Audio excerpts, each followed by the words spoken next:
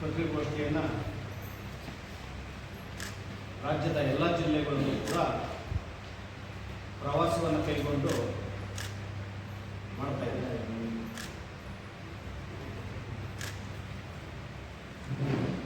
ರಾಜ್ಯದಲ್ಲಿ ಮತ್ತು ರಾಷ್ಟ್ರ ಮಟ್ಟದಲ್ಲಿ ಕಳೆದ 3 ದಶಕಗಳಿಂದ ಪರಿಶಿಷ್ಟ ಜಾತಿಗಳಲ್ಲಿ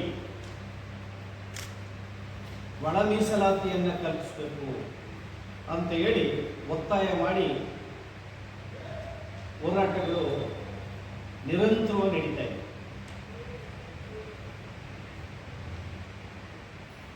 ದೇಶಾದ್ಯಂತ ನಡೆದಂತಹ ಹೋರಾಟಗಳನ್ನು ಗಮನಿಸಿ ರಾಜ್ಯ ಸರ್ಕಾರಗಳು ಮೀಸಲಾತಿ ವರ್ಗೀಕರಣ ಮಾಡೋದಕ್ಕೆ ಕೇಂದ್ರ ಸರ್ಕಾರಕ್ಕೆ ಕರ್ನಾಟಕ ಸೇರಿದಂತೆ ಅನೇಕ ರಾಜ್ಯಗಳು, ಕರ್ನಾಟಕ, ತೆಲಂಗಾಣ, ಆಂಧ್ರ, ತಮಿಳುನಾಡು, ಹರಿಯಾಣ, ಪಂಜಾಬ್ ಸೇರಿದಂತೆ ಹಲವು ರಾಜ್ಯಗಳು ಮೀಸಲಾತಿ ವರ್ಗೀಕರಣಕ್ಕೆ ಕೇಂದ್ರ ಸರ್ಕಾರಕ್ಕೆ ಶಿಫಾರಸುಗಳನ್ನು ಕಳಿಸಿದ್ರು. ಹಲವು ಆಯೋಗಗಳು ರಚನೆಯಾದವು. ವಿವಿಧ ರಾಜ್ಯದ ಉಚ್ಚ ನ್ಯಾಯಾಲಯಗಳು ತೀರ್ಪುಗಳನ್ನು ಕೊಟ್ಟವು. ಸುಪ್ರೀಂ ಕೋರ್ಟ್ನಲ್ಲಿ ಪಂಚಪೀಠ 2 ತೀರ್ಪುಗಳನ್ನು ಸಂತೋಷ್ ಹೆಗ್ಡೆ ಅವರ ನೇತೃತ್ವದಲ್ಲಿ, ಅರುಣ್ ಮಿಶ್ರಾ ಅವರ ನೇತೃತ್ವದಲ್ಲಿ ತೀರ್ಪನ್ನು ಕೊಟ್ಟರು. ಅರುಣ್ ಮಿಶ್ರಾ ಅವರ ನೇತೃತ್ವದಲ್ಲಿ 5 ಜನರ ನ್ಯಾಯಪೀಠ ತೀರ್ಪನ್ನು ಕೊಟ್ಟು ರಾಜ್ಯ ಸರ್ಕಾರಕ್ಕೆ ಅಧಿಕಾರ ಇದೆ, ಸಂವಿಧಾನಬದ್ಧ ಅಧಿಕಾರ ಇದೆ ಅಂತ ಹೇಳಿತು. ಸಂತೋಷ್ ಹೆಗ್ಡೆ ಅವರ ನ್ಯಾಯಪೀಠ ಸಂವಿಧಾನ ತಿದ್ದುಪಡಿ ಆಗಬೇಕು ಅಂತ ಹೇಳಿತು. ಈ 2 ತೀರ್ಪುಗಳನ್ನು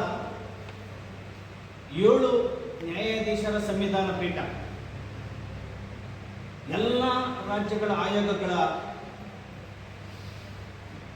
ವರದಿಗಳನ್ನು ಗಮನಿಸಿ ವಿವಿಧ ಹೈಕೋರ್ಟ್ಗಳ ತೀರ್ಪುಗಳು, ಸುಪ್ರೀಂ ಕೋರ್ಟ್ನ ತೀರ್ಪುಗಳನ್ನು ಸಾಧ್ಯಾಂತವಾಗಿ ಪರಾಮರ್ಶಿಸಿ ಇದೇ ತಿಂಗಳು 1ನೇ ತಾರೀಕು 1/8/2024 ಐತಿಹಾಸಿಕ ತೀರ್ಪನ್ನು ಪ್ರಕಟಿಸಿ ಪರಿಶಿಷ್ಟ ಜಾತಿಗಳಲ್ಲಿ ಒಳ ಮೀಸಲಾತಿಯನ್ನು ಕಲ್ಪಿಸುವಂತಹ ಅಧಿಕಾರ, ಸಂವಿಧಾನಬದ್ಧ ಅಧಿಕಾರ ರಾಜ್ಯ ಸರ್ಕಾರಗಳಿಗಿದೆ ಅಂತೇಳಿ ತೀರ್ಪನ್ನು ಕೊಟ್ಟಿದೆ.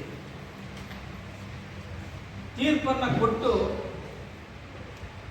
ಇಲ್ಲಿಗೆ ಸರಿಸುಮಾರು 25-26 ದಿನಗಳಾದವು.